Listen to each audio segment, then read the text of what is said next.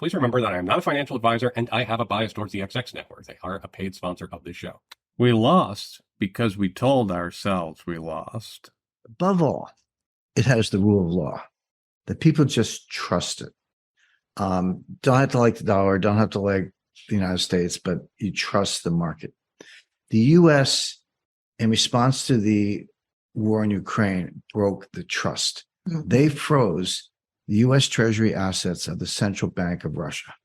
Unprecedented. And I'm a sanctions expert. I work for the intelligence community. It was part of what I did was, look at sanctions and CFIUS and a lot else.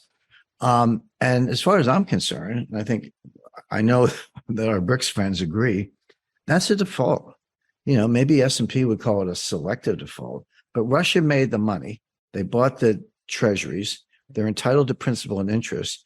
And we're saying, no, you can't have the principal and interest. We're not paying you. Well, that's a default. I don't care how Janet Yellen wants to dress it up. And it was a shock. But worse than that, everyone else in the world was watching.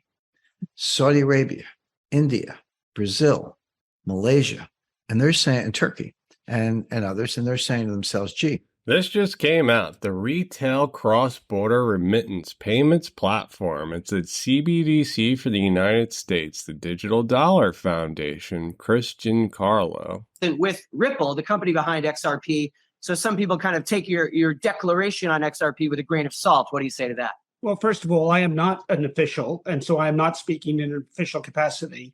Ultimately, it'll be the courts that will determine this.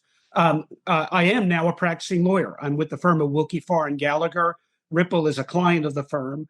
What we did in a scholarly piece in a law review was to analyze Ripple against the well-known Howey test, which is the Supreme Court's determination of what is a security, and based upon a legal analysis, concluded that it's not. Now, you'll note in that piece, it's a legal piece. It's not a advocacy piece. It's not a policy piece. It's a straight legal analysis. It's odd to see Western Union, the Digital Dollar Project, Accenture, and this off-brand BDO Unibank. But I'll get to that later. Western Union, if you recall, had a proof of concept with Ripple. Western Union had a pilot with Ripple, and they said they didn't see the benefit of using XRP yet. However, what happened was they used it for 10 payments. Ashish Burla commented that they only used it for 10 payments and they didn't see the benefit for 10 payments. The CEO of Western Union said that it may work at scale. So right now, MFS Africa is partnered with RippleNet using ODL, and they just partnered with Western Union. MFS Africa is an ODL partner, and they're using it in 35 countries. Now, think about the wealth that's in Africa. So this is the World Bank. It says the continent has 40% of the world's gold and up to 90% of its chromium and platinum. The largest reserves of cobalt, diamonds, platinum, and uranium in the world are in Africa. It holds 65% of the world's arable land and 10% of the planet's internal renewable fresh water source. That's very important. So this is why we see everybody trying to target Africa with the debt, right? The Belt and Road Initiative, everything that's happening. Well, Ripple has a way to bring money in and out of Africa, and it's giving people, the unbanked. So if you watch my last video with Zoe Cruz says the tidal wave comes from the unbanked. Accenture was one of the biggest and oldest clients of Ripple. They partnered in 2014 and they helped implemented some of these proof of concepts. Accenture is a very well-known RippleNet partner. This is a digital dollar project. Why is this small Philippines bank in the digital dollar project? This article stated that BDO was partnered with Rackbank, and Rackbank was the UAE. So it was bringing remittances for now until 29 February 2020. All remittances will be carried out at zero cost and using the bank's Rack Money Transfer, RMT. Money transfer can also be done to any bank account in the Philippines using RippleNet. BDO Unibank now has the function of a much-needed bridge between the UAE and the island country, providing Filipinos UAE access. During swell 2018, this is BDO. BDO is listed as one of the banks using RippleNet software. But when you add those in, some of these will be admitted in August 22nd. That's the next big meeting, starting with Saudi Arabia. Okay, so what happens when you let Saudi Arabia into the Brics, given the other members? You have two of the three largest oil producers in the world, Russia and Saudi Arabia. You have two of the three largest nuclear arsenals in the world, Russia and China. You have, throwing India in, and some others, you have about 50% of global population, 54% of global GDP using purchasing power parity. You can debate the method, but just if you do purchasing power parity, you get over half of GDP. In the 1970s, Henry Kissinger went to Saudi Arabia specifically to ask them to price oil in dollars. In exchange, they got the military might of the United States as well as all the weapons they ever wanted. Today, we're still sending weapons there. However, Saudi Arabia is now dipping their toe into other waters. China has partnered with them. Now they're pricing some of their oil in yuan that China uses.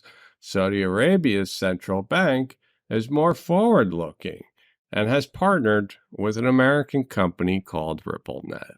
What are the odds? Astounding. What kind of conversations have you had? What kind of deals have you been able to sign? Well, I totally agree. The energy here, the entrepreneurial energy, particularly in maybe almost a post-COVID world. So we've had amazing engagement here at FII with existing customers, with potential customers. And it's really just been a profound experience for me so far. So what additional momentum have you been able to build into the Ripple growth story? Have you been able to come to any new agreements? Because a lot of the cross-border payments, the big channels come through this part of the world. It's really true. I mean, this is a major centerpiece of remittance networks, and certainly the immigrant populations here in the Middle East, and certainly here in the kingdom between India, Pakistan, the Philippines. And so, these have always been populations which pay very high fees for their remittance traffic. And what we're focused on is bringing those down. The Middle East has been one of our fastest growing regions. We've grown network activity for Ripple-enabled payments 5x year on year here in the Middle East. It's our fastest growing region. And I think it really is only just getting started because it is such a center point, as you described. Most of the remittances in the world happen in the Middle East and in Asia, and Ripple has made tremendous amounts of traction. But the remittances is the bottom of the pyramid. You go from remittances to business, and that's why Ripple is now offering treasury flows for businesses. And a step above businesses will be bank to bank. A step above bank to bank will be wholesale banks and then central banks. And then we're talking about moving vast amounts of money. But for now, Ripple is slowly climbing the ladder. They've gone from remittances to businesses. And this is happening in the Middle East. This is happening where the most remittances take place. So they're building up a network. And you ask yourself, this Fed coin, the digital dollar, everybody's afraid of the US CBDC. Who's working on it? BDO Bank, this tiny little Filipino remittance company at Western Union. Isn't that odd? So you ask yourself, why has the U.S. been so hostile to blockchain technology while the rest of the world has been making traction? But they've been making traction with a U.S.-based company, right? So BDO Unibank, a full-service universal bank in the Philippines, has partnered with Rack Money Transfer Services and will now enable customers to make instant, frictionless, and secure money transfers to any bank through the Philippines through RippleNet. So, you get a call from your family back home. Your dad's car's broken down, and you need to pay your kids' new school fees. And you forgot to top up your account to pay your home loan back home. You have to send money now. What do? Simple. Rack Money Transfer from Rack Bank. Send money to India, Pakistan, Sri Lanka, Nepal, and Philippines. Your beneficiary account will be credited in seconds.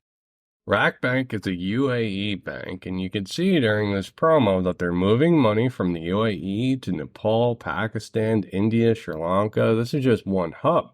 Think about the demographics just in India and Pakistan. Ripple is an American company and they've built an alternative payment rail. Ripple is bypassing SWIFT and they give the user the option to bypass correspondent banking, while correspondents are de-risking, meaning they're closing up shop in these areas. Plus, you get more for your money with rates as good as exchange houses. And you can send money at any time online through RackBank Digital Banking. And from any of our branches across the UAE. You don't have to wait till you get your salary. You can send money using your RackBank credit card. Earthport was a long-time Ripple partner, and Visa acquired them. You can see Visa here. MasterCard also announced that they were partners with Ripple as well. Here's an example of a bottom-up bond market, where you basically got retail investors to buy into these bonds, and if you get enough of them, you're going to have a bond market because somebody will start making a market in it.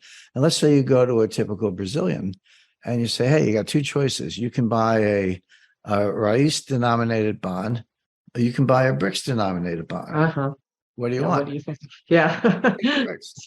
And then multiply that by the world. So that's not going to happen overnight by any means, but I think there is the potential for an indigenous bottom-up retail bond market in the Brics currency for the reasons I mentioned, that over time, sooner than later, perhaps could give you something like a reserve currency status. So Rickards is saying this is some master plan to move to a gold-backed standard, a Brics standard, but they need a bottom-up approach. Now, he claims that he's ex-CIA and he's ex-Treasury, met with the Treasury, and the Brics nation needs a bottom-up approach. Well, that's completely possible with public chains. You can issue a token that's programmed for 10% in 10 years from now, and it's gold-backed.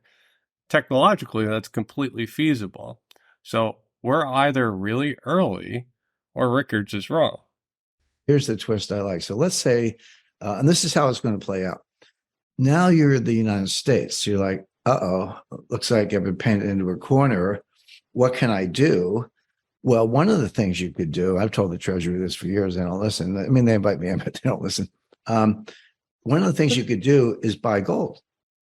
But what happens when the United States buys gold? The dollar price of gold goes up and the brick gets stronger and the dollar gets weaker. Checkmate. In other words, the US is now in a box where you can't even get out of it by buying gold because you're going to weaken your own currency relative to gold in the process, and the BRICS are just going to sit there and not lift a finger. The entire system works off of treasuries. The US dollar has been downgraded. Treasuries have been downgraded from a AAA to a AA. Like I said, the technology is already here. So either we're super early or Rickards doesn't understand that this is just all planned. So this slide was taken from the People's Bank of China. They're talking about creating an SDR-C. The C stands for commodity. So this is for international settlement. You have an SDR, like the IMF has an SDR. They have a different version of the IMF, and they call SDR-C, which is backed by a list of approved commodities. So you have to have the commodities to back the SDR-C, and you're able to mint it. Before we continue, I'd like to talk about this announcement. The XX Foundation and community has decided to issue tokens on the XRP ledger. This means 1 million XX tokens will be locked in one account, and 1 million XX tokens will be issued on the XRP ledger. The goal of this is for on-demand liquidity between XRP and XX. As the XRP ledger evolves, the XX Foundation wants to build with the XRP community. And we've reached out to several developers. If you're interested, please contact me. But anyways, CMIX is an advanced layer 2 on the XX network. It's meant for data privacy. When you use CMIX, you have to pay with XX tokens to use it. So when I want to send, let's say, my social security number, my EIN, my licenses to another business, I'm going to send that over CMIX, and I need XX tokens to send my sensitive data over CMIX. So that's where XRP/XX comes into play. When it's a liquid pair, I'll be able to instantly swap one asset for another, and that translates to on-demand privacy. So the liquidity will equal the functionality. at first things like Wikipedia, but ultimately social media and online commerce. This next wave of the internet is going to take things of value and put them into a digitized, in some case, tokenized form. And in my role at the CFTC, we oversaw the world's derivatives on commodity markets, the world's major commodities: corn, wheat, cotton, precious metals, industrial metals, energy. All the derivative markets are where they're priced. And here's the point, they're priced in dollars. As all those commodities move to a digitized, tokenized form, I believe it's critically important for the dollar to similarly adopt a digitized program, digitized, tokenized, and ultimately programmable form. If those commodities are going to remain priced in dollars and they become digitized, it's critically important that the dollar follow that same trajectory. Giancarlo is an interesting character. He is the head of the Digital Dollar Foundation. He used to work for the CFTC, and he is nicknamed Crypto Dad. What's ironic about this is that he's at Bitcoin Miami conferences, he's at crypto events, yet he's promoting a United States central bank digital currency. This is a digital dollar presentation for a retail CBDC, so it's supposed to replace cash. And when you look through the paper, they specifically talk about using a DEX. The definition of a DEX is a decentralized exchange. Most coins have DEXs that they build outside of their chain or on top of their chain. The XRP ledger is unique because it has a DEX that's inside the chain. It starts off with a DEX inside the chain. So if you were to clone the XRP ledger or use the XRP ledger, there's an exchange right into it. So this white paper talks about the DEX, talks about a DEX, and then the charts that they show a DEX built into the distributed ledger. So that matches everything that we're talking about. Not to mention, they go on and on about identity, digital identity in this. And this is what David Schwartz has recently been proposing. Sanctions compliance. So your listeners may not know that, like, the United States government has a list of entities that you are not allowed to do business with.